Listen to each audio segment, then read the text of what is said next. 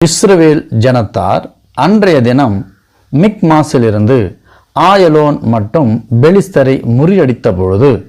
ஜனங்கள் மிகவும் பசிமயக்கத்தால் விடாய்த்திருந்தார்கள் என்று பார்க்கிறோம். யோனத்தான் சொன்ன வார்த்தையின் நிமித்தம் விடாய்த்திருந்த ஜனங்கள் கொள்ளையின் மேல் பாய்ந்து ஆடுகளையும் மாடுகளையும்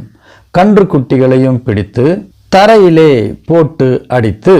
இரத்தத்தோடும் புசித்தார்கள். இந்த செய்தியை சவுலுக்கு அறிவித்தபோது, சவுல், நீங்கள் துரோகம் பண்ணினீர்கள், இப்போதே ஒரு பெரிய கல்லை என்னிடத்தில் உருட்டி கொண்டு வாருங்கள், ஜனங்களுக்குள்ளே சென்று இரத்தத்தோடு சாப்பிட்டதினாலே கர்த்தருக்கு முன்பாக பாதகமான பாவம் செய்யாதபடிக்கு அவரவர் தங்கள் மாட்டையும் அவரவர் தங்கள் ஆட்டையும்